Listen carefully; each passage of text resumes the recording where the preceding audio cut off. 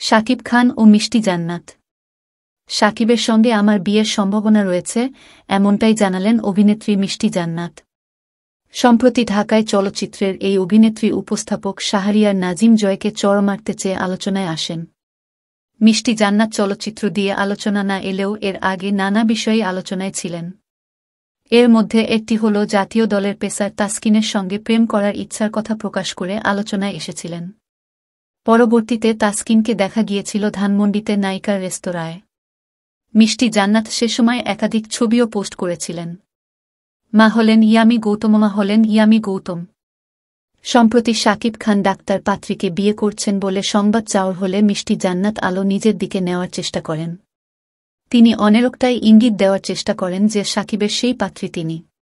যদিও কাল গণমাধ্যম কর্মীদের ডেকে বলেন তিনি আসলে মজা করেছেন, তবে শাকিবের সঙ্গে বিয়ের সম্ভাবনা রয়েছে।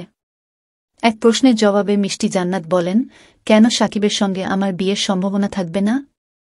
অবশ্যই থাকতে পারে বিয়ের সম্ভাবনা। এদিকে মিষ্টি জান্নাতের চরিত্র নিয়েও নানা প্রশ্ন তুলেছেন অনেকে। একাধিক ব্যক্তির সঙ্গে প্রেমেরও গুঞ্জন উঠে এই অভিনেত্রীকে নিয়ে। এসব গুঞ্জনের খোলামেলা জবাব দিয়েছেন এই অভিনেত্রী। ডিপজল সম্পাদক পদে বসতে পারবেন না, ডিপজল সম্পাদক পদে বসতে পারবেন না। মিষ্টি জান্নাত বলেন, আমার সঙ্গে গিভ অ্যান্ড টেক করতে হলে সম্পর্যায়ে আসতে হবে। সম্পর্যায় তো নেই। 2 লাখ 5 লাখ টাকা দিয়ে আমার সঙ্গে থাকা যাবে না। এ ধরনের প্রস্তাব তো সবাই দেয়। শুধু কি মিডিয়ায় দেওয়া হয় এমনটি নয়, মেডিকেলের স্যারও অফার দিয়েছিল। আমি রাজি হইনি। এর শাস্তি হিসেবে 5 বছরের কোর্স লেগেছে 8 বছর।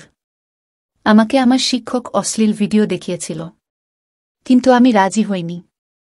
এই অভিনেত্রী মনে করেন এ ধরনের প্রস্তাব শুধু মিডিয়ায় দেওয়া হয়নি। বর্তমানে 5-10 টাকার চাকরিতে গেলেও অফার করে। স্যারকে খুশি করতে হবে, কিন্তু দোষ হয় শুধু মিডিয়ার। এটার কারণ হচ্ছে মিডিয়ার দিকে সবার নজর থাকে। এতদিন কেন বিয়ে করেননি এমন প্রশ্নের জবাবে মিষ্টি জান্নাত বলেন, সম্পর্যায় তো পেতে হবে। সম্পর্যায়ে কাউকে পাইনি, এজন্য বিয়ে করা হয়নি। পেলে বিয়ে করে ফেলব।